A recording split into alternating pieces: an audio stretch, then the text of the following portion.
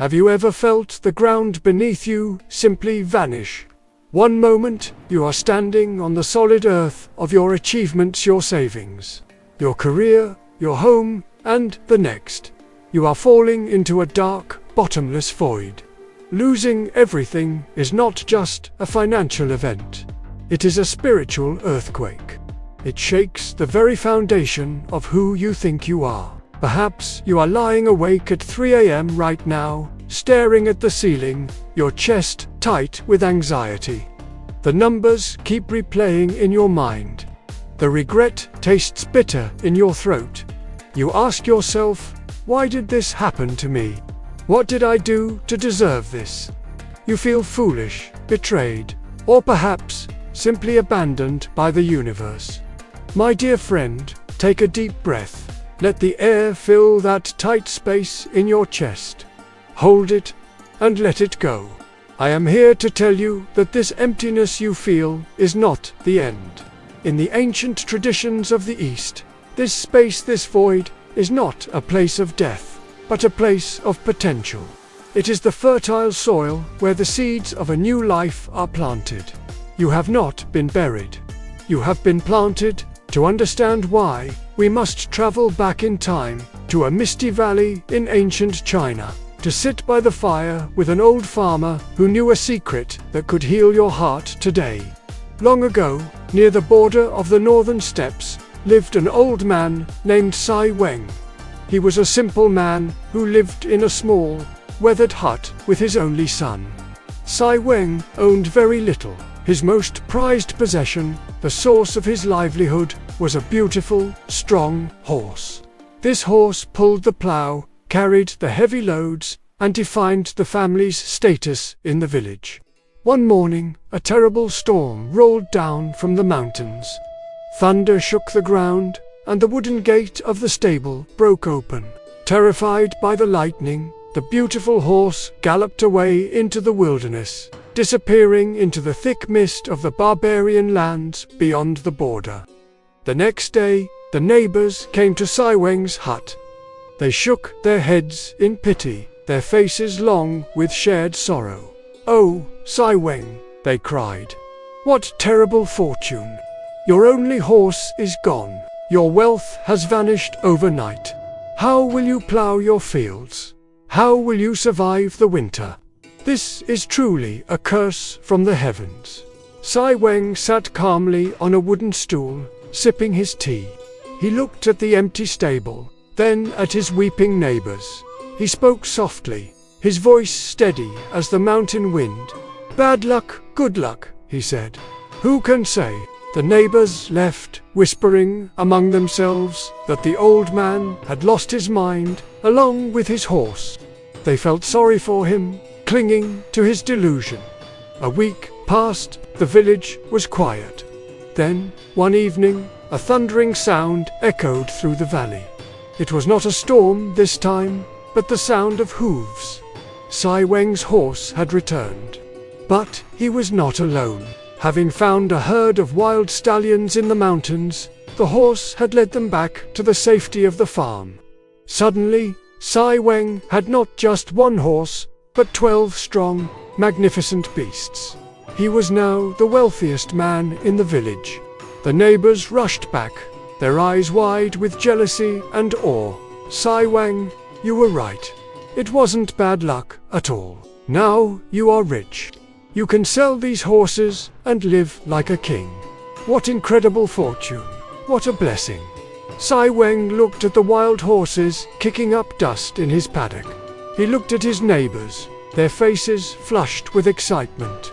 He poured another cup of tea and said simply, "Good luck, bad luck, who can say?" The neighbors were baffled. How could he not see this as a blessing? A few days later, Sai Weng's son, a young and energetic man, decided to tame one of the wild stallions. He mounted the beast, but the horse bucked violently. The boy was thrown into the air and landed hard on the rocky ground. A sickening crack was heard. The boy's leg was shattered. The village doctor shook his head. "He will never walk properly again," he announced. Once more, the neighbors gathered. "Oh, Sai Weng, they lamented. You were right. The horses were not a blessing, they were a curse. Now your son is crippled. Who will help you in your old age? This is a tragedy. What terrible luck.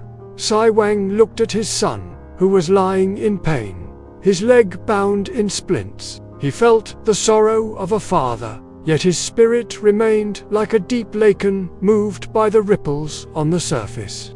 He looked at the neighbors and whispered, "Bad luck, good luck, who can say?" A month later, the drums of war beat across the land. A savage tribe had invaded from the north. The emperor's army passed through the village, conscripting every able-bodied young man to fight on the front lines. It was a brutal war, and it was known that 9 out of 10 men would never return. Mothers wept as their sons were dragged away. The village was emptied of its youth.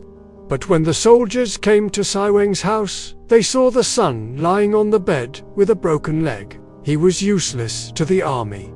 They passed him by. A year later, the war ended.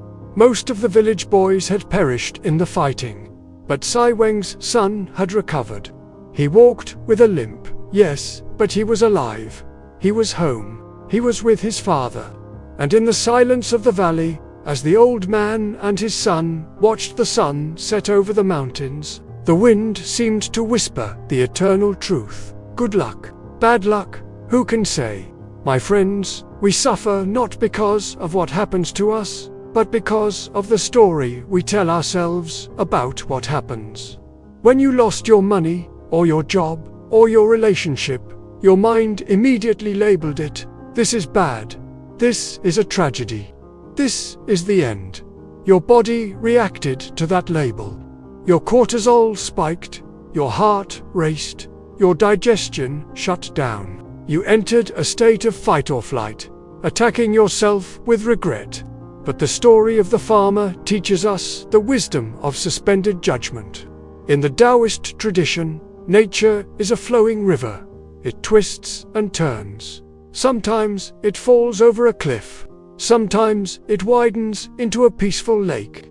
We humans, with our limited vision, look at a waterfall and scream, "Disaster!" But we cannot see the river 10 miles downstream, where that waterfall provides the energy for a lush forest. Right now, you are in the part of the story where the horse has run away. It looks like loss. It feels like bad luck. But you do not know the end of the chapter. From a health perspective, this is critical. When you cling to the label of catastrophe, you are poisoning your body with chronic stress. You are aging your cells. You are weakening your immune system. By practicing the farmer's wisdom by saying, maybe, you create a space of neutrality. Maybe is a powerful medicine. It relaxes the nervous system. It tells your brain, we don't need to panic yet. The full picture has not been revealed. This loss you are experiencing, it might be the reason you finally leave a toxic career that was slowly killing you. It might be the event that forces you to simplify your life, bringing you closer to your family. It might be the clearing of the brush that allows new growth to emerge. You cannot see the wild horses yet. You cannot see the army you are being saved from. So tonight, when the anxiety tries to grip your chest, I want you to visualize old Sai Weng sitting by his fire.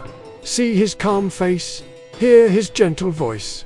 When the thought comes, I have lost everything, answer it with, maybe. When the fear says, I will never recover, answer it with, who can say? Trust the flow of the universe. It has carried you this far. It will not drop you now. Let us close with an affirmation. Repeat this silently to yourself. I release my judgment of this moment. I trust that life is unfolding exactly as it should. I am safe in the flow of the universe. Sleep well, my friend. The story is not over.